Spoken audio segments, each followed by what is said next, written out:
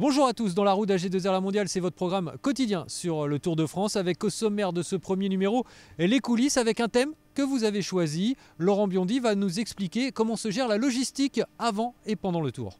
En deuxième partie, c'est le débrief de cette première étape et enfin un nouveau programme, le saviez-vous?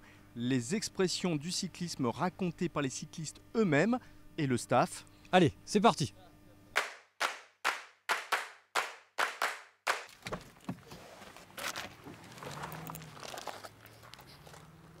Voilà, ça c'est la convocation que j'ai effectuée pour le Tour de France. C'est une convocation qui doit faire à peu près une douzaine de pages, avec la liste de l'encadrement qui a été sélectionné pour participer au Tour de France, la liste des coureurs plus les remplaçants. Il y a tout le détail des déplacements, notamment les véhicules qui ont embarqué au port de Toulon pour se rendre en Corse. Je suis en permanence sur la convocation, sur la préparation, la logistique, les hébergements, tout de suite après être rentré du Tour d'Italie. Donc c'est un gros mois de préparation intensif juste avant le départ du Tour de France. Mais par contre, la préparation se fait en amont, puisque je commence déjà à travailler sur les hébergements, sur les déplacements, à peu près vers la mi-mars. Mi-mars, je travaille déjà dessus.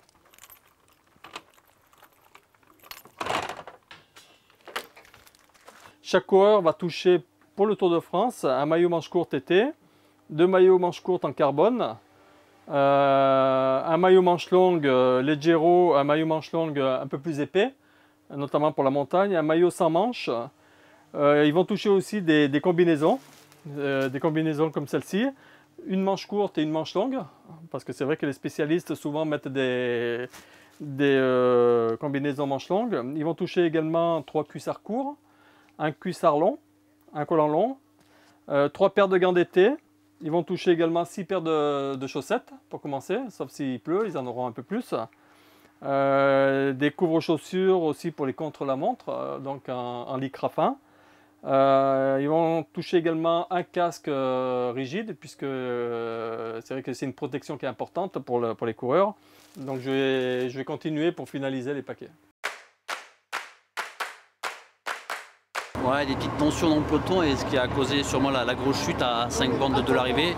C'est vrai que ça a été quelque chose de vraiment inédit sur le Tour. On s'est retrouvé à passer le panneau 10 km et d'un coup avoir l'information de Radio Tour de Prud'homme et de Pêcheux que l'arrivée se situait plus sur la ligne mais au panneau 3 km. Et c'est vrai qu'à partir de là, ça a été un petit peu le chaos, le temps d'informer les coureurs de cette décision des commissaires. Et bon voilà, tout le monde s'est reconcentré sur cette fameuse ligne en sachant pas trop où elle serait, cette ligne, pour désigner le vainqueur.